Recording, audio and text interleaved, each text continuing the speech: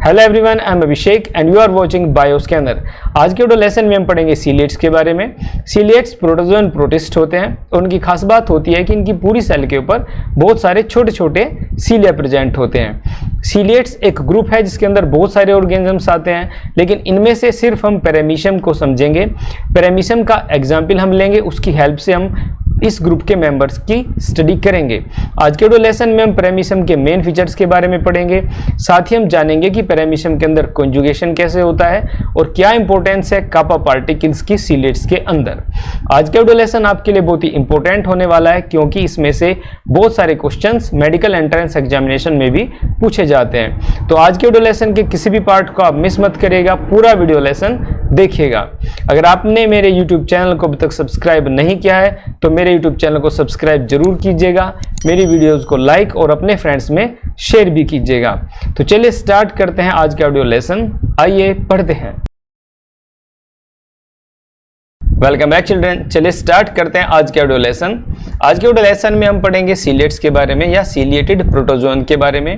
ये fourth group है protozoan protist का। इससे पहले आने वाले 3 ग्रुप्स के बारे में हम पढ़ चुके हैं, यानी प्रीवियस वीडियो लेक्चर में हम कवर कर चुके हैं जू फ्लैजेलेट्स के बारे में, सार्कोडाइन्स के बारे में और स्पोरोजोन्स के बारे में। सीलिएट्स के अंदर आने वाले ऑर्गेनिजम्स के कैरेक्टरिस्टिक फीचर्स को हम समझेंगे और सीलिएट्स को जब हम समझेंगे इसमें हम पैरामीशियम का एग्जाम्पल लेंगे, यानी कि हम पैरामीशियम के ही एग्जाम्पल की हेल्प से सीलिएट्स के कैरेक्टरिस्टिक फीचर्स को समझेंगे। तो सीलिएट्स आप जान ही चुके हैं कि प्रोटोजोन प्रोटिस्ट होते हैं, यानी कि ये किंगडम प्रोटिस्टा के मेंबर है, यूनिसेलुलर है और यूकैरियोटिक ऑर्गेनिजम्स हैं। इनको प्रोटोजोआ के अंदर रखा गया है। इनका कैरेक्टरिस्टिक फीचर है इनकी बॉडी के ऊपर बहुत सारे सीलिया का होना, यानी कि सीलिएट नाम से ही आपको समझ में आ गया है कि ये वो ऑर्गेनिजम्स है जिनके पास बहुत सारे सीलिया होते हैं। इनकी जो सेल सरफेस होती है उसकी पूरी की पूरी सेल सरफेस के ऊपर बहुत सारे सीलिया फैले रहते हैं। यहाँ पर इस इमेज में आप 2 एग्जाम्पल्स देख रहे हैं। पहला एग्जाम्पल आप देख रहे हैं वोर्टिसेला का और दूसरा एग्जाम्पल आप देख रहे हैं पैरामीशियम का। वोर्टिसेला और पैरामीशियम दोनों ही सीलिएट्स होते हैं, दोनों ही सीलिएटेड प्रोटोजोन्स होते हैं और इन दोनों की पूरी सेल के ऊपर बहुत सारे सीलिया बड़ी आसानी से देख सकते हैं। वोर्टिसेला में आप देखिए यहाँ पर बहुत सारे छोटे छोटे सीलिया हैं और पैरामीशियम में आप देखिए पैरामीशियम के पास भी बहुत सारे माइन्यूट सीलिया प्रेजेंट होते हैं। सीलिया इनकी हेल्प करते हैं लोकोमोशन करने में, यानी एक जगह से दूसरी जगह जाने में सीलिया हेल्प करते हैं। और दूसरा काम होता है सीलिया का फूड को कैप्चर करना, यानी फूड को ये कैप्चर कर लेते हैं अपने सीलिया की हेल्प से। अपने सीलिया की हेल्प से अपने फूड पार्टिकल्स को ये अपनी तरफ अट्रैक्ट करते हैं, खींचते हैं और उसको मूव कराते हैं। जिस तरह से नाव चलाई जाती है पानी के अंदर और नाव चलाने वाले के पास चप्पू होते हैं, उससे पानी को मूव करता है, इसी तरह से ये सीलिया की हेल्प से पानी को मूव करते हैं। क्योंकि ये फ्रेश वाटर में रहते हैं तो सारे के सारे एक साथ एक डायरेक्शन में मूव करते हैं और इनकी हेल्प से ये लोकोमोट करते हैं और सेम उसी तरह से सीलिया मूव करके अपने फूड पार्टिकल के पास पहुंच जाते हैं। तो जितने भी सीलिएट्स होते हैं ज़्यादातर ये फ्री लिविंग होते हैं। ये भी एक इंपॉर्टेंट फीचर है सीलिएट्स का। ज़्यादातर सीलिएट्स आपको फ्री लिविंग मिलेंगे और फ्रेश वाटर में मिलेंगे, यानी कि इनके अंदर आने वाले जितने भी ऑर्गेनिजम्स होंगे उनको आप देखेंगे पॉन्ड्स के अंदर, रिवर्स के अंदर, लेक्स के अंदर, और बहुत ही कम ऑर्गेनिजम्स आप मैरीन पाएंगे, यानी बहुत ही कम ऑर्गेनिजम्स को आप समुद्र के पानी में देखेंगे। बहुत ही कम सीलिएट्स ऐसे होंगे जो आपको दिखाई देंगे समुद्र के पानी में। Otherwise most of the ciliates are free living and fresh water living, यानी कि ये फ्री लिविंग होंगे, बिना किसकी हेल्प से अकेले अपना जीवन गुजारा करेंगे और ये फ्रेश वाटर में रहेंगे। सबसे ज़्यादा जो कॉमन एग्जाम्पल होता है सीलिएट्स का वो होता है पैरामीशियम। पैरामीशियम बहुत ही ईजिली आप फाइंड आउट कर सकते हैं। फ्रेश वाटर में आप जाइए, उसके पानी को लीजिए, उस पानी को आप एग्जामिन कीजिए माइक्रोस्कोप की हेल्प से, उसके अंदर आपको बहुत सारे पैरामीशियम घूमते हुए दिखाई दे जाएंगे। तो पैरामीशियम जो है वो सीलिएट्स का मोस्ट कॉमन एग्जाम्पल है। इसी वजह से ही पैरामीशियम की स्टडी करेंगे हम, यानी कि पैरामीशियम का हम यूज करेंगे पूरे के पूरे सीलिएट्स के ग्रुप को समझने के लिए। अब एक ऑर्गेनिज्म की हेल्प से हम पूरे ग्रुप को समझ सकते हैं, यही हमारा फायदा है क्लासिफिकेशन का, जो कि हमने चैप्टर नंबर 1 में पढ़ा था। हमने क्लासिफाई कर लिया है ऑर्गेनिजम्स को और उसके एक रिप्रेजेंटेटिव ऑर्गेनिज्म को पढ़ के हम पूरे के पूरे ग्रुप का आइडिया लगा सकते हैं कि इसके अंदर आने वाले ऑर्गेनिजम्स के क्या क्या फीचर होते होंगे। इसके अलावा सीलिएट्स के बहुत सारे एग्जाम्पल्स होते हैं, जैसे एक एग्जाम्पल होता है वोर्टिसेला और एक एग्जाम्पल होता है ओपेलाइना। ये एग्जाम्पल भी सीलिएट्स के होते हैं। सिर्फ एक सीलिएट ऐसा होता है जो कि पैरासाइटिक होता है और हमारे अंदर डिजीजेज करता है। ये जो सीलिएट होता है इसका नाम है बैलेंटिडियम कोलाई। कोलाई यहाँ पर इसलिए दिया गया है क्योंकि ये जो कोलाई टर्म है ये लिया गया है कोलन से। कोलन हमारी इंटेस्टाइन का पार्ट होता है, लार्ज इंटेस्टाइन के एक पार्ट को कोलन बोला जाता है। ये जो सीलिएट है ये हमारी लार्ज इंटेस्टाइन के अंदर रहता है, वहाँ पर इन्फेक्शन करता है। दस्त, बुखार, फीवर, इस तरह के सिम्टम्स इसके इन्फेक्शन के अंदर आते हैं। जो बीमारी ये करता है इसको बोलते हैं बैलेंटिडाइसिस। तो ये सिर्फ एक ऐसा अकेला सीलिएट है जो पैरासाइट है, पैथोजेनिक है, यानी बीमारी कर सकता है। इसके अलावा जितने भी सीलिएट्स होते हैं वो ज़्यादातर आपको मिलेंगे non pathogenic and free living in fresh water. तो ये हो गए सीलिएट्स के कुछ फीचर्स। सीलिएट्स का जो मोड ऑफ न्यूट्रिशन होता है वो होलोजोइक मोड ऑफ न्यूट्रिशन होता है, यानी कि अपने फूड पार्टिकल को एज ए होल ये ऑब्टेन करते हैं। इनका जो चीफ फूड सोर्स होता है वो बैक्टीरिया होता है। इसके अलावा ये कुछ एल्गल फिलामेंट्स को और यूनिसेलुलर एल्गी को, डायटम्स, डायनोफ्लैजिलेट्स को भी एज ए फूड इस्तेमाल करते हैं। अब इसके बाद में हम सीलिएट्स की जो स्ट्रक्चर देखते हैं, तो सीलिएट्स यानी कि पैरामीशियम की हेल्प हम ले रहे हैं इस एग्जाम्पल को समझने के लिए, तो हम पैरामीशियम को ही यूज करेंगे बार बार।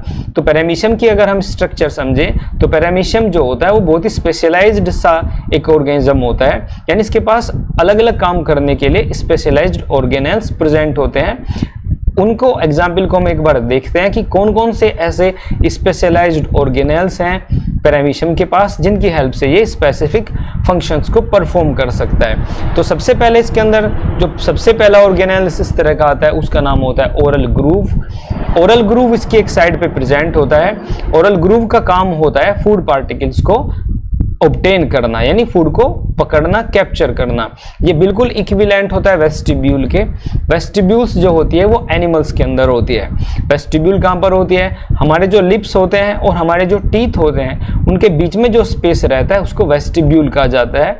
वेस्टिब्यूल का काम होता है थोड़े टाइम के लिए हमारे फूड को होल्ड करना, और हम अपने फूड को सबसे पहले जो कैप्चर करते हैं वो अपने लिप्स की हेल्प से करते हैं। थोड़े टाइम के लिए वो वेस्टिब्यूल में रहता है, फिर उसको हम आगे माउथ के अंदर ले जाते हैं। तो जो ओरल ग्रूव होता है वो बिल्कुल इसी तरह से होता है जैसे एनिमल्स के अंदर वेस्टिब्यूल होती है। अब ओरल ग्रूव कहाँ पर होता है? तो आप ये देखिए, ये पैरामीशियम आपके सामने बना हुआ है। पैरामीशियम के यहाँ पर इस वाले पोर्शन में यहाँ पर एक स्ट्रक्चर आपको दिखाई दे रही है। जो ये वाला पार्ट है सबसे बाहर की तरफ, इस पार्ट को कहा जाता है ओरल ग्रूव या वेस्टिबुलम। सबसे पहले जो उसका फूड आता है यानी बैक्टीरिया वगैरह जिसको ये खाएगा वो वेस्टिब्यूल के पास ही पहुंचता है। नेक्स्ट इसके अंदर जो स्पेशलाइज्ड ऑर्गेनेल होता है वो होता है साइटोस्टोम। साइटोस्टोम माउथ की तरह से काम करता है, यानी जो फूड इसने कैप्चर किया वो सीधा साइटोस्टोम में पहुंचता है। जिस तरह से जो फूड हम कैप्चर करते हैं वो सीधा माउथ के अंदर जाता है। तो यहाँ पर भी इसके अंदर जहाँ पर ये वेस्टिब्यूल से इसने जो फूड ऑब्टेन किया ये इस वाले पार्ट में पहुंच जाता है। इस पार्ट को हम बोलते हैं cytostome. Cytostome is equivalent to mouth of animals, इसलिए इसको सेल माउथ भी कहते हैं। तो ये सेकंड स्पेशलाइज्ड स्ट्रक्चर होगी जो मिलेगी आपको पैरामीशियम में। थर्ड स्ट्रक्चर इसकी होती है जिसको हम बोलते हैं साइटोफेरिंक्स। साइटोफेरिंक्स एक ऐसी स्ट्रक्चर होती है जिसके अंदर माउथ से बाद में फूड पार्टिकल्स पहुंचते हैं। यहाँ पर आप ये छोटी सी कैविटी सी देखेंगे, यहाँ पर ज़्यादा बड़ी ये नहीं होगी। ये जो ग्रीन कलर में मैंने ये छोटी सी कैविटी बनाई है इसको बोलते हैं हम साइटोफेरिंक्स। साइटोफेरिंक्स भी एनिमल्स के अंदर मिलने वाली फेरिंग्स की तरह से होती है। अब फेरिंग्स हमारे अंदर कहाँ होती है? हमारी जो नेक होती है यानी जो हमारी गर्दन होती है उसका जो अपर पार्ट होता है उसको हम फेरिंग्स बोलते हैं। जो फेरिंग्स होती है उसके अंदर हमारी जो नेसल कैविटी होती है वो खुलती है, यानी कि हमारी जो नोज होती है, हमारी जो नाक होती है, नाक का जो पूरा पैसेज होता है वो अंदर की तरफ हमारी फेरिंग्स के अंदर ओपन होता है। तो एक छोटा सा स्पेस होता है फेरिंग्स। जब हम अपने फूड को माउथ से अटकते हैं तो सबसे पहले फूड फेरिंग्स में पहुंचता है, उसके बाद में वो अंदर मूव करना शुरू करता है ईसोफेगस की तरफ। तो फेरिंग्स एक छोटा सा स्पेस होता है। तो फेरिंग्स की तरह से यहाँ पर भी एक साइटोफेरिंग्स होती है। इसके बाद में जो उसका फूड होता है वो यहाँ पर फूड वैक्यूल्स के पास पहुँच जाता है। अब जैसे इसके फूड का डाइजेशन हो जाता है तो इसका फूड का जो वेस्ट मटेरियल है ये उसको बाहर निकाल देता है। इसका काम करने के लिए इसके पास एक स्पेसिफिक ऑर्गेनेल है जिसका नाम होता है साइटोप्रोक्ट। साइटोप्रोक्ट बिल्कुल इसी तरह से काम करता है जिस तरह से ह्यूमन बींग्स या एनिमल्स के अंदर एनस या एनल पोर काम करता है। यहाँ पर ये स्ट्रक्चर आप देख रहे होंगे, ये राउंडेड सी जो स्ट्रक्चर है इसके पोस्टीरियर एंड में, इस स्ट्रक्चर को बोलते हैं एनल पोर या साइटोप्रोक्ट। साइटोप्रोक्ट की हेल्प से ये अनडाइजेस्टेड फूड पार्टिकल्स को रिमूव कर देता है। तो ये कुछ स्पेशलाइज्ड स्ट्रक्चर्स होती है पैरामीशियम के अंदर, और कई सीलेट्स के अंदर भी ये स्ट्रक्चर्स आपको मिलेंगी। इसके अलावा जो सीलेट्स होते हैं या पैरामीशियम होता है वो न्यूक्लियर डाइमॉर्फिज्म शो करता है। न्यूक्लियर डाइमॉर्फिज्म का मतलब यहाँ पर यह है कि जो इसके पास न्यूक्लियस होते हैं वो दो होते हैं। एक इसके पास न्यूक्लियस लार्ज साइज का होता है जिसको बोलते हैं हम large nucleus, macro nucleus, mega nucleus या वेजिटेटिव न्यूक्लियस। लार्ज से ही मैक्रो और मेगा बने हुए हैं। वेजिटेटिव न्यूक्लियस इसको इसलिए कहा जाता है कि इसका जो काम होता है वो ग्रोथ में हेल्प करना होता है और मेटाबॉलिक एक्टिविटीज को कंट्रोल करना होता है। इसका रिप्रोडक्शन वगैरह में कोई भी कंट्रीब्यूशन नहीं होता है, इसी वजह से इस न्यूक्लियस को वेजिटेटिव न्यूक्लियस भी कहा जाता है। तो यहाँ पर आप देख पा रहे होंगे ये एक लार्ज साइज का न्यूक्लियस है जिसको मैंने ग्रीन कलर से राउंडेड कर दिया है। इस न्यूक्लियस को हम बोलते हैं मैक्रो न्यूक्लियस। इसके अलावा इसके अंदर एक छोटा सा न्यूक्लियस होता है जो साइज में छोटा होता है। साइज में छोटा होने की वजह से इसको माइक्रो न्यूक्लियस कहा जाता है। ये जो माइक्रो न्यूक्लियस होता है ये रिप्रोडक्शन में हेल्प करता है, इसी वजह से इसको रिप्रोडक्टिव न्यूक्लियस भी कहते हैं। ये रिप्रोडक्शन में कैसे हेल्प करेगा ये हम समझेंगे आज ही के वीडियो लेसन में जब हम पढ़ेंगे पैरामीशियम के अंदर कॉन्जुगेशन को। तो यहाँ पर आप देख रहे होंगे एक छोटा सा न्यूक्लियस, कहाँ गया छोटे वाला न्यूक्लियस, ये आप देख रहे हैं मैक्रो न्यूक्लियस को यहाँ पर, और मैक्रो न्यूक्लियस के ठीक नीचे यहाँ पर एक छोटा सा न्यूक्लियस आपको दिखाई दे रहा है। This one is micro nucleus. Size में ये छोटा होता है लेकिन इसका काम होता है रिप्रोडक्शन में हेल्प करना। तो अलग अलग टाइप के न्यूक्लियस होते हैं पैरामीशियम के अंदर, इसकी वजह से इसके अंदर न्यूक्लियर डाइमॉर्फिज्म मिलती है, यानी कि दो न्यूक्लियस अलग अलग टाइप के, अलग अलग शेप के और फंक्शन वाइज भी डिफरेंट इसके अंदर होते हैं। इसके साथ ही इसके पास कॉन्ट्रैक्टाइल वैक्यूल्स होती हैं एक्सक्रीशन करने के लिए, यानी कि जो एक्सक्रीटरी वेस्ट होता है इसकी सेल से वो ये रिलीज कर देता है अपनी कॉन्ट्रैक्टाइल वैक्यूल्स की हेल्प से। कॉन्ट्रैक्टाइल वैक्यूल्स का जो मेन फंक्शन होता है वो होता है इसकी सेल से एक्सेसिव वाटर को रिमूव करना। ये आप जानते हैं कि जो पैरामीशियम होता है वो फ्रेश वाटर ऑर्गेनिज्म होता है, यानी कि साफ पानी में मिलता है, फ्रेश वाटर में मिलता है, और फ्रेश वाटर में मिलने की वजह से इसके अंदर कंटिन्यूसली वाटर का फ्लो होता रहता है। वाटर इसकी सेल के अंदर इकट्ठा होता रहता है और एक्सेसिव वाटर को निकालने के लिए इसके पास सेल ऑर्गेनेल होता है जिसका नाम होता है कॉन्ट्रैक्टाइल वैक्यूल। कॉन्ट्रैक्टाइल वैक्यूल्स के बारे में आप अमीबा में भी पढ़ चुके हैं। अमीबा के पास भी कॉन्ट्रैक्टाइल वैक्यूल होती है, लेकिन पैरामीशियम के पास दो कॉन्ट्रैक्टाइल वैक्यूल होती है। जैसे कि इसके पास दो न्यूक्लियस होते हैं, इसी तरह से दो कॉन्ट्रैक्टाइल वैक्यूल इसके पास होती है। एक कॉन्ट्रैक्टाइल वैक्यूल मिलेगी आपको इसके एंटीरियर पार्ट में और दूसरी कॉन्ट्रैक्टाइल वैक्यूल मिलेगी आपको इसके पोस्टीरियर पार्ट में। तो दो कॉन्ट्रैक्टाइल वैक्यूल्स होती हैं।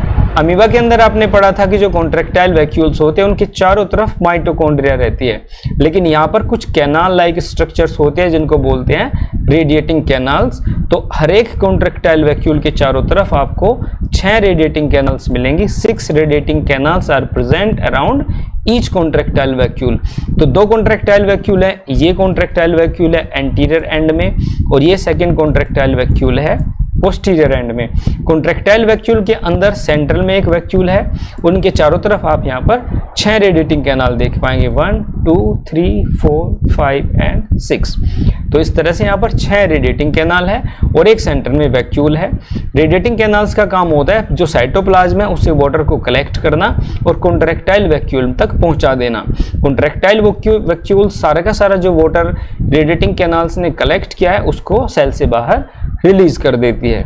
कॉन्ट्रैक्टाइल वैक्यूल वाटर को रिलीज करने के साथ साथ कुछ ऐसे वेस्ट मटेरियल्स को भी रिलीज करते हैं जो वाटर में घुल जाते हैं, यानी कि जो वाटर में डिसॉल्व हो जाते हैं उनको भी ये साथ साथ बॉडी से बाहर निकालती रहती है। अब यहाँ पर एक और यूनिक फीचर होता है सीलिएट्स का या पैरामीशियम का। पैरामीशियम के जो सीलिया होते हैं उनके बीच में ही ये कुछ स्पेसिफिक सेल ऑर्गेनेल्स को छिपा के रखता है जिनको हम बोलते हैं ट्राइकोसिस्ट्स।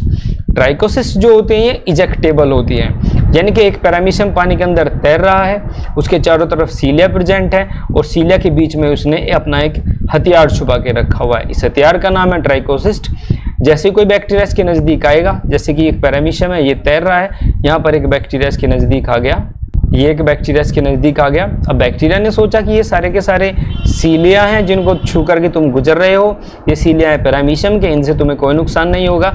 लेकिन बैक्टीरिया को नहीं पता था कि सीलिया के बीच में इसने हथियार छुपा के रखा है, और जैसे ही इसके पास से कोई बैक्टीरिया या कोई प्री गुजरता है तो ये अपनी ट्राइकोसिस्ट को रिलीज कर देता है। ट्राइकोसिस्ट इजेक्टेबल होते हैं, यानी कि एकदम से इसकी ट्राइकोसिस्ट रिलीज हो जाती है, और ये ट्राइकोसिस्ट सीधा अटैक करती है इसके शिकार के ऊपर, उसको डीन्यूट्रलाइज कर देती है, यानी कि उसको मार देता है और उसको बाद में अपने प्री को एज ए फूड इस्तेमाल कर लेता है। तो ये भी इंपॉर्टेंट फीचर है सीलिएट्स का, इनके पास प्रेजेंट होती है ट्राइकोसिस्ट जो स्पेसिफिक ऑर्गेनेल्स होते हैं, इसकी हेल्प करते हैं डिफेंस में, यानी इसको रक्षा भी प्रोवाइड कराते हैं, और इसके जो प्री होते हैं, जो फूड पार्टिकल्स होते हैं, जो फूड मटेरियल होता है, उसको भी ये न्यूट्रलाइज करने में काम करती है।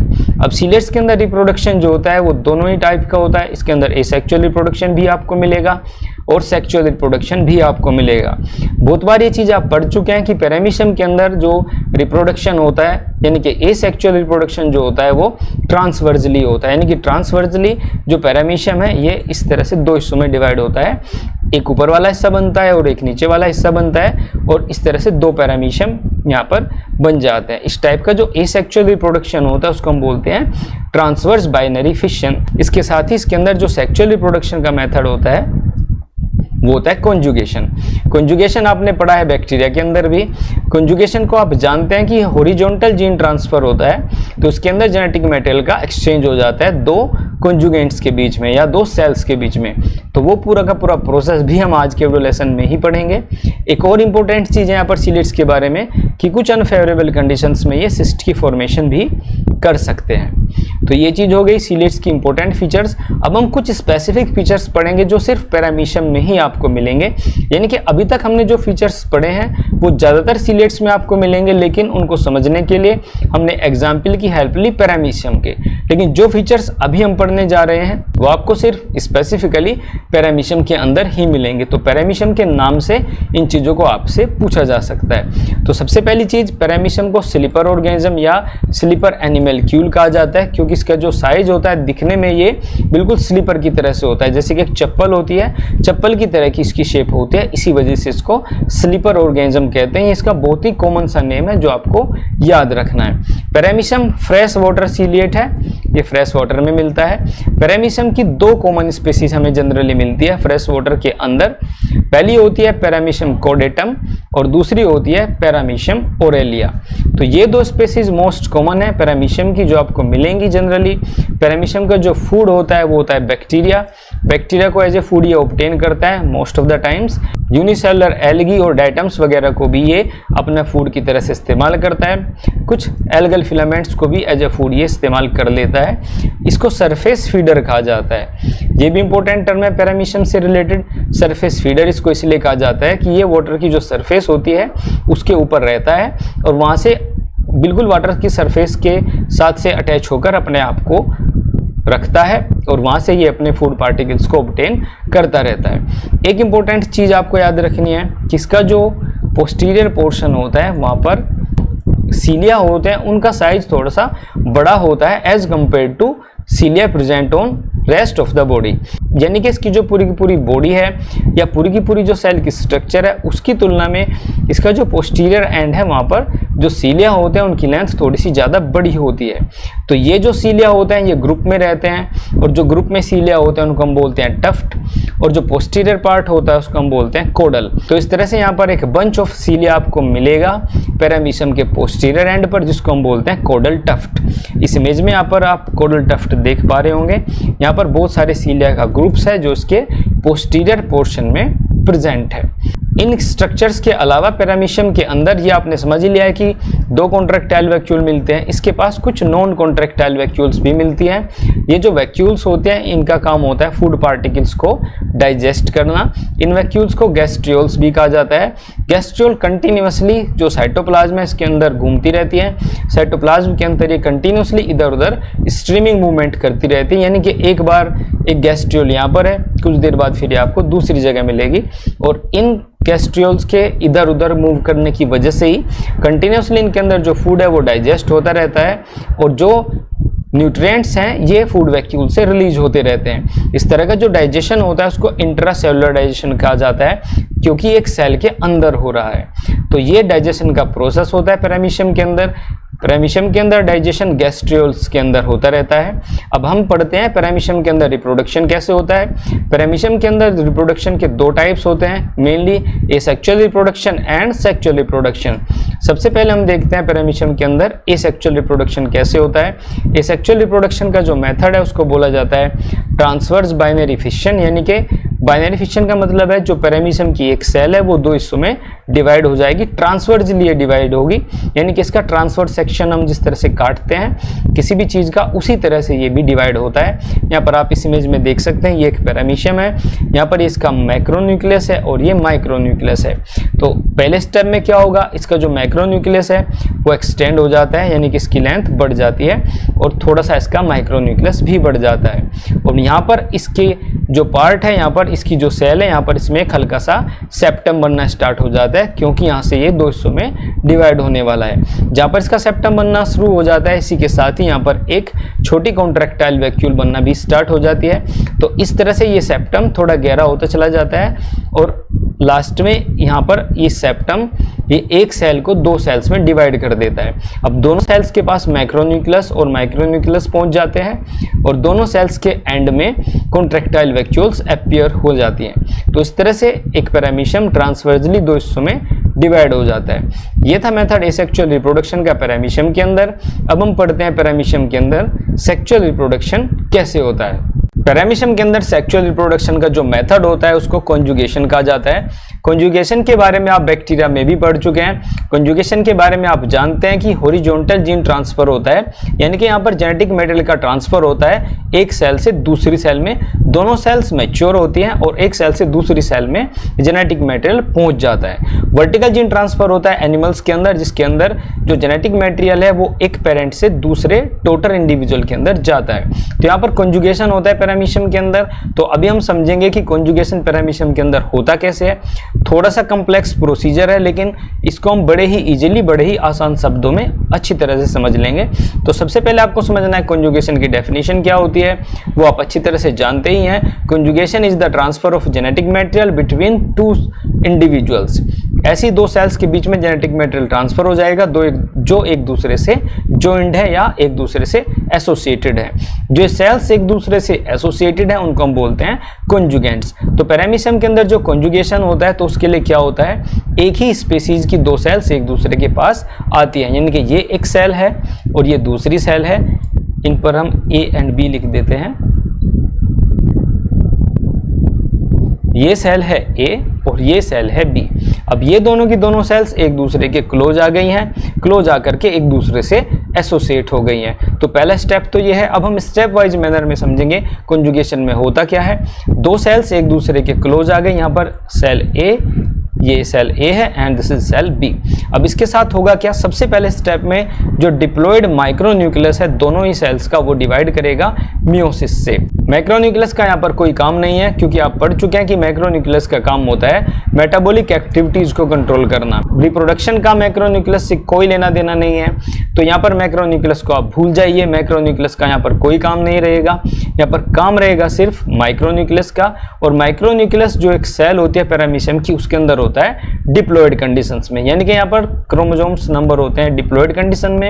जो डिप्लॉयड कंडीशन में क्रोमोसोम्स है उनका होगा मियोसिस, और मियोसिस होने से जो एक माइक्रोन्यूक्लियस है उससे बन जाएंगे 4 माइक्रोन्यूक्लियस या 4 हैप्लॉइड न्यूक्लियाई। तो सबसे पहला स्टेप ये है, ये एक सेल ए है, ये सेल बी है।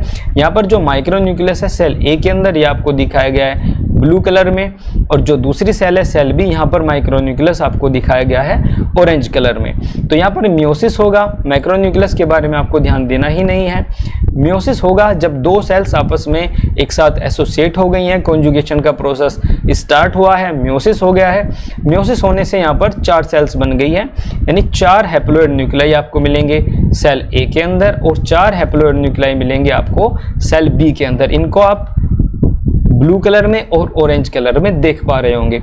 तो ये पहला स्टेप हो गया। दूसरे स्टेप में क्या होता है, 3 जो न्यूक्लियाई होते हैं वो यहाँ पर एबोर्ट हो जाते हैं, यानी 3 न्यूक्लियाई डिस्ट्रॉय हो जाते हैं और एक सर्वाइव करता है। तो अब हुआ क्या, अब दोनों सेल्स के पास फिर से एक एक न्यूक्लियस बचा है, यानी सेल ए के पास भी एक न्यूक्लियस है और सेल बी के पास भी एक माइक्रो न्यूक्लियाई है। तो अब आप ये समझेंगे कि ये फायदा क्या हुआ इस प्रोसेस का, क्यों इतनी जद्दोजहद की इन्होंने, जब इनके पास एक एक ही माइक्रो न्यूक्लियाई रहना था। तो ये सारा का सारा प्रोसेस क्यों किया गया, तो उसका कारण ये है कि जो पहले जब ये दोनों 2 सेल्स एक साथ आई, 2 सेल्स ने मेटिंग स्टार्ट की, कॉन्जुगेशन स्टार्ट किया, तो उस टाइम पर इनका जो माइक्रो न्यूक्लियस था वो डिप्लॉयड कंडीशन में था। डिप्लॉयड कंडीशन का जो माइक्रो न्यूक्लियस है उसका मियोसिस हुआ और वो हो गए हैप्लॉयड कंडीशन में।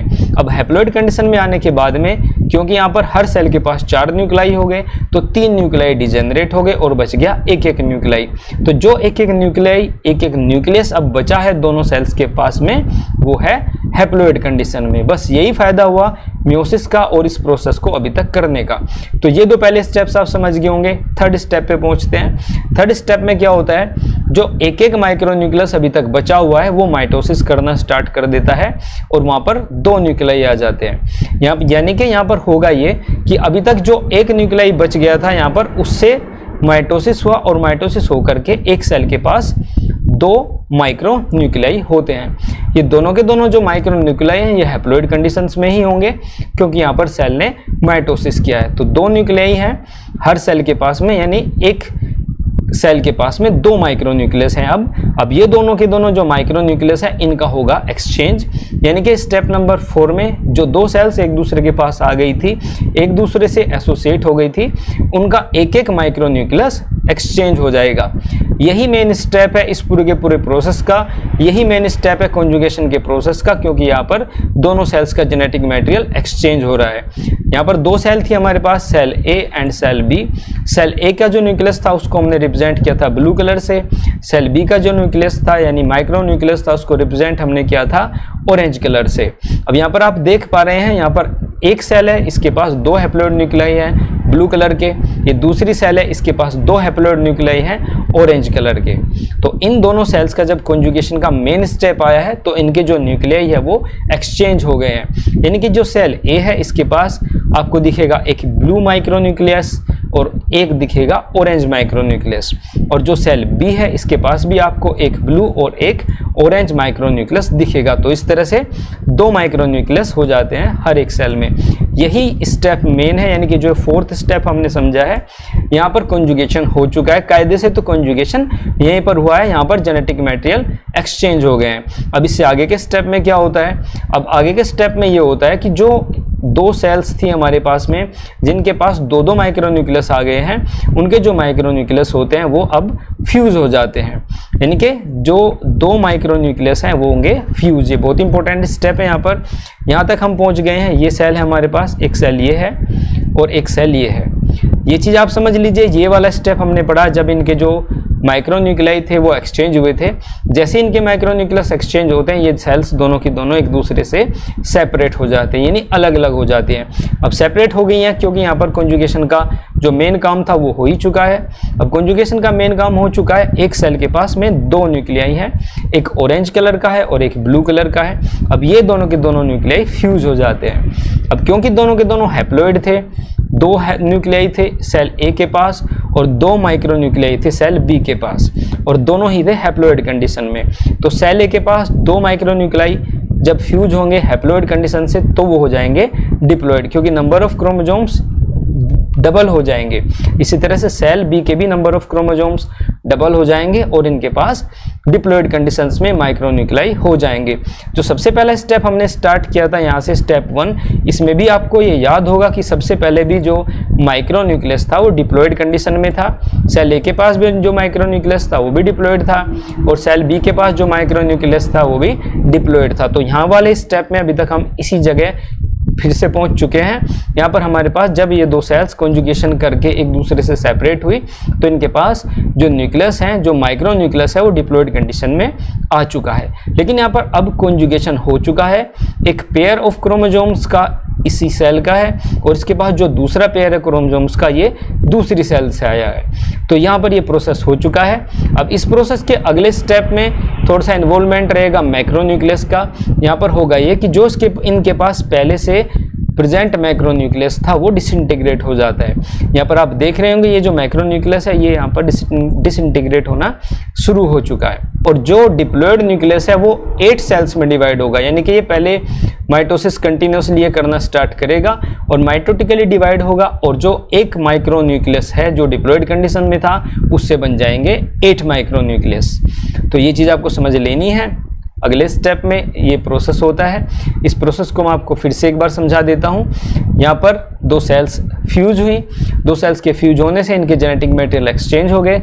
जेनेटिक मटेरियल एक्सचेंज होने से इनका जो कंटेंट है यानी कि जो माइक्रोन्यूक्लियस है वो डिप्लॉयड कंडीशन में आ गया और डिप्लॉयड कंडीशन में आते ही इसके पास एक माइक्रोन्यूक्लियस रहेगा जो कि डिप्लॉयड में था। तो ये एक सेल है हमारे पास और इसके पास एक माइक्रोन्यूक्लियस है और एक ये मैक्रोन्यूक्लियस है। तो अब अगले स्टेप में हम पहुंचे तो मैक्रोन्यूक्लियस इसका डिसइंटीग्रेट हो जाता है और इसके पास बच जाता है सिर्फ एक माइक्रोन्यूक्लियस। अब जो ये एक माइक्रोन्यूक्लियस है ये माइटोटिकली डिवाइड करेगा और इससे यहाँ पर 8 माइक्रोन्यूक्लियाई बन जाएंगे। तो यहाँ तक का स्टेप हमने समझ लिया।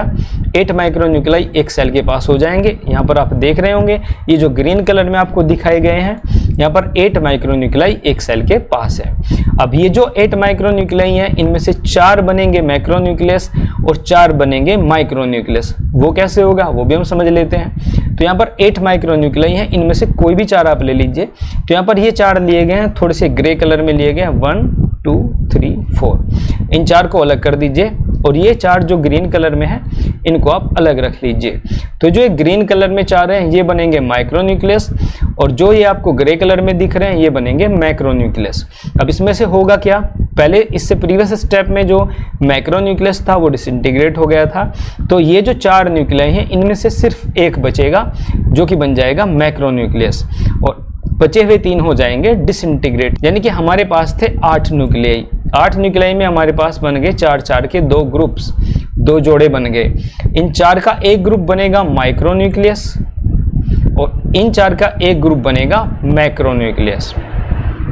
लेकिन हमारे पास 4 के 2 ग्रुप्स हैं जबकि माइक्रो और मैक्रोन्यूक्लियस बनेगा एक यानी सिर्फ एक मैक्रोन्यूक्लियस होगा और एक माइक्रोन्यूक्लियस होगा। तो बचेंगे हमारे पास हर ग्रुप में 3 न्यूक्लियाई, उनका क्या होगा, तो सिंपली वे डिजेनरेट हो जाएंगे। तो इस तरह से एंड रिजल्ट में हमारे पास क्या आएगा, हमारे पास आएगा कि हमारे पास एक सेल बचेगी जिसके पास एक मैक्रोन्यूक्लियस होगा डिप्लॉयड कंडीशन में और एक माइक्रोन्यूक्लियस होगा डिप्लॉयड कंडीशन में। इस तरह से पूरा का पूरा प्रोसीजर कंप्लीट होता है कॉन्जुगेशन का पैरामीशियम के अंदर। अगर आपको ये प्रोसेस समझ में नहीं आया है मैं आपको फिर से रिवाइज करके समझा देता हूँ। इस पूरे के पूरे प्रोसीजर को आप फिर से समझिए, बहुत ही ईजी है, इसमें कठिन कुछ नहीं है, लेकिन रिपीटेड एक सीक्वेंस में बहुत सारी चीज़ें हो रही हैं तो हो सकता है कि आप उनको भूल जाएं। तो मैं इस पूरे साइकिल को फिर से आपको एक्सप्लेन करता हूँ। तो सबसे पहला स्टेप हमारे पास है, ये स्टेप 1 है। यहाँ पर हमारे पास 2 सेल्स हैं, cell A and cell B. Cell A के पास एक मैक्रोन्यूक्लियस है और एक माइक्रोन्यूक्लियस है। इसी तरह से सेल बी के पास भी एक मैक्रोन्यूक्लियस है और एक माइक्रोन्यूक्लियस है। अभी 2 सेल्स के बीच में कॉन्जुगेशन होने जा रहा है। कॉन्जुगेशन में हेल्प करता है माइक्रोन्यूक्लियस, तो थोड़ी देर के लिए हम मैक्रोन्यूक्लियस के बारे में बात नहीं करेंगे। तो हम बात करेंगे माइक्रोन्यूक्लियस के बारे में। माइक्रोन्यूक्लियस जो है सेल ए का, इसको हमने दिखाया है ब्लू कलर में, और सेल बी का जो माइक्रोन्यूक्लियस है इसको हमने दिखाया है ऑरेंज कलर में। सेल ए का जो माइक्रोन्यूक्लियस है वो है डिप्लॉयड कंडीशन में यानी 2n कंडीशन में, और सेल बी का भी माइक्रोन्यूक्लियस है डिप्लॉयड कंडीशन में। तो सबसे पहला स्टेप ये है कि 2 सेल्स एक दूसरे के पास आएंगी और इनके बीच में कॉन्जुगेशन होना स्टार्ट हो जाएगा। ये मेटिंग करेंगी और ये 2 कॉन्जुगेंट्स एक दूसरे के क्लोज आ जाएंगे। जैसे ही 2 सेल्स एक स्पीसीज की एक दूसरे के पास आएंगी उनके अंदर होगा मियोसिस, और जो उनके माइक्रोन्यूक्लियस है वो मियोसिस करके 4 हैप्लॉइड माइक्रोन्यूक्लियाई में चेंज हो जाएंगे। तो यानी कि हमारे पास हो जाएंगे हर सेल के पास 4 हैप्लॉइड माइक्रोन्यूक्लियाई। यहाँ पर आप देख पा रहे होंगे सेल ए के पास 4 ब्लू कलर के माइक्रोन्यूक्लियाई हैं और सेल बी के पास भी 4 ऑरेंज कलर के माइक्रोन्यूक्लियाई हैं। तो क्योंकि ये म्योसिस हो चुका है तो यहाँ पर क्रोमोसोम की नंबर रह गई है हैप्लॉइड या N। अब N हैप्लॉइड कंडीशन यानी कि हैप्लॉइड कंडीशंस यहाँ पे रह गई है। अब इनमें से होगा ये कि तीन इनके डिजेनरेट हो जाएंगे, यानी कि ये 3 डिजेनरेट हो गए, एक बच गया, इसके भी 3 डिजेनरेट हो गए ये ऊपर वाले, और इसके पास एक बच जाए। तो इनको मैंने कर दिया क्रॉस। तो नेक्स्ट स्टेप ये हुआ कि दोनों कॉन्जुगेंट्स के पास में एक हैप्लॉइड न्यूक्लियाई बच गया है। अब ये जो एक हैप्लॉइड न्यूक्लियाई है ये फिर से डिवाइड करेंगे माइटोटिकली, और माइटोटिकली डिवाइड करके हर सेल के पास 2 माइक्रोन्यूक्लियाई हो जाएंगे। अब ये स्टेप यहाँ पर आप देख पा रहे हैं, सेल A है और ये सेल B है। अब दोनों सेल्स के पास 2 माइक्रोन्यूक्लियाई हैं जो कि हैप्लॉइड कंडीशंस में है। अब अगर इनको कॉन्जुगेशन ना करना होता तो यहाँ पर पहले ही इनके पास एक माइक्रोन्यूक्लियाई था ही, ये इनको डिवाइड करके माइटोसिस से 2 ना बनाते, लेकिन इनको करना है कॉन्जुगेशन में क्या होगा, इन दोनों का जो एक माइक्रोन्यूक्लियाई है वो एक्सचेंज हो जाएगा, यानी सेल A का एक माइक्रोन्यूक्लियाई चला जाएगा B के पास और सेल B का एक माइक्रोन्यूक्लियाई चला जाएगा सेल A के पास। अब इसी तरह से आप देख रहे हैं यहाँ पर ये जो सेल A है इसके पास एक माइक्रोन्यूक्लियाई है ब्लू कलर में और दूसरा है ऑरेंज कलर में। सेम इसी तरह से यहाँ पर दूसरी सेल में भी है, एक ब्लू कलर में है और एक ऑरेंज कलर में है। तो इस स्टेप में यहाँ पर कॉन्जुगेशन पूरा हो गया है, 2 सेल्स के बीच में जेनेटिक मटेरियल का एक्सचेंज हो गया है। जैसे ही जेनेटिक मटेरियल एक्सचेंज होता है दोनों की दोनों सेल्स एक दूसरे से सेपरेट हो जाती हैं। सेपरेट होने के बाद में कंडीशन ये रहती है कि हर सेल के पास 2 न्यूक्लियाई हैं, 2 माइक्रोन्यूक्लियाई हैं जो कि है हैप्लॉइड कंडीशंस में। अब हैप्लॉइड कंडीशन के 2 न्यूक्लियाई एक दूसरे से फ्यूज होते हैं तो इनके पास फिर से डिप्लॉइड कंडीशन बन जाती है। तो डिप्लॉइड कंडीशन में ये सेल आ गई, ये दूसरी सेल भी डिप्लॉइड कंडीशन में आ गई। लेकिन जो बिगिनिंग की डिप्लॉइड कंडीशन थी ये पहले स्टेप वाली, उसमें और इस डिप्लॉइड कंडीशन में अंतर ये है कि यहाँ पर सेल्स के पास जेनेटिक मटेरियल है दूसरी सेल का भी, तो कॉन्जुगेशन इनका हो चुका है, जेनेटिक मटेरियल का एक्सचेंज हो चुका है। अब आगे का प्रोसेस ये होगा कि जो डिप्लॉइड कंडीशन का एक न्यूक्लियाई है यहाँ पर ये 8 सेल्स में डिवाइड हो जाता है और यहाँ पर इस तरह से 8 माइक्रोन्यूक्लियाई एक सेल के पास बन जाते हैं। अब जैसे इसके पास 8 माइक्रोन्यूक्लियाई बनेंगे, इसका जो पहले से मौजूद माइक्रोन्यूक्लियस है वो डिसइंटीग्रेट हो जाएगा। अब यहाँ पर 8 माइक्रोन्यूक्लियाई हैं। अब जो 8 माइक्रोन्यूक्लियाई हैं इनके 2 ग्रुप्स बन जाते हैं, यानी 4 के 2 ग्रुप्स यहाँ पर बन जाते हैं।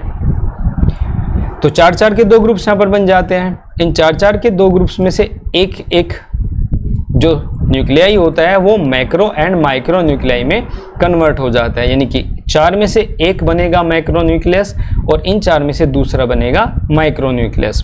अब बच गई 6 सेल्स हमारे पास, यानी 3 इस ग्रुप में से बच गई और 3 दूसरे ग्रुप में से बच गई, टोटल हो गई 6 सेल्स, यानी टोटल हो गए 6 न्यूक्लियाई। ये 6 न्यूक्लियाई जो होते हैं वो डिसइंटीग्रेट हो जाते हैं, सेल इनको एब्जॉर्ब कर लेती है और इस तरह से पैरामीशियम के अंदर कॉन्जुगेशन कंप्लीट हो जाता है। पैरामीशियम के अंदर कॉन्जुगेशन के बाद में अब हम पढ़ते हैं कापा पार्टिकल्स के बारे में। कापा पार्टिकल्स बहुत इंपॉर्टेंट होते हैं, हम इनको बहुत ही शॉर्ट में पढ़ेंगे, ज़्यादा डिटेल्स में हम नहीं जाएंगे। कुछ पैरामीशियम जो होते हैं उनके पास कापा पार्टिकल्स होते हैं, यानी छोटे छोटे पार्टिकल्स उनकी सेल्स के अंदर होते हैं जो कि बने हुए होते हैं डीएनए और आरएनए के। डीएनए और आरएनए के बने हुए इन सब्सटेंसेस को, इन पार्टिकल्स को हम बोलते हैं कापा पार्टिकल्स। और ये कापा पार्टिकल्स एक सब्सटेंस रिलीज करते हैं जिसको बोला जाता है पैरामीसिन, यानी कि जिस सेल के पास डीएनए और आरएनए के बने हुए कापा पार्टिकल्स होंगे वो सेल रिलीज करेगी पैरामीसिन, और जिस सेल के पास पैरामीसिन होगा उसको कहा जाएगा किलर पैरामीशिया। किलर पैरामीशिया इसीलिए इसको कहा जाएगा कि अगर ये सेल किसी दूसरी सेंसिटिव पैरामीशियम की सेल के संपर्क में आती है तो ये सेल अपने कापा पार्टिकल्स को दूसरी सेल के अंदर भेज देती है और उन कापा पार्टिकल्स से दूसरी सेल की डेथ हो जाती है। तो जिस सेल के पास कापा पार्टिकल्स हैं उसको बोलते हैं किलर पैरामीशिया, और जिस सेल के पास कापा पार्टिकल्स नहीं है उसको बोलते हैं सेंसिटिव पैरामीशिया। तो इस तरह से 2 टाइप के पैरामीशियम होते हैं, और कापा पार्टिकल्स जो होते हैं वो पॉइजनस सब्सटेंस रिलीज करते हैं। जिस पॉइजनस सब्सटेंस को कापा पार्टिकल रिलीज करते हैं उसका नाम होता है पैरामीसिन। तो ये हो गए कापा पार्टिकल्स, और कापा पार्टिकल्स के साथ ही मैं आज के वीडियो लेसन को कंक्लूड करता हूं। मुझे उम्मीद है कि आज के वीडियो लेसन में आपने जो जो चीज़ें पढ़ी वो आपको अच्छे से समझ में आ गई होंगी। अगर आज का वीडियो लेक्चर आपको अच्छे से समझ में आया है तो मेरी वीडियो को शेयर करिएगा, मेरे यूट्यूब चैनल को सब्सक्राइब करिएगा। अगर आपको कोई डाउट है, कोई चीज़ आप समझ नहीं पा रहे हैं तो कमेंट बॉक्स में लिखेगा, मैं ज़रूर आपकी हेल्प करूँगा, ज़रूर मैं आपके डाउट्स को सोल्व करूँगा। अब मैं मिलूँगा आपसे नेक्स्ट वीडियो लेसन में। Till then bye bye, thank you for watching.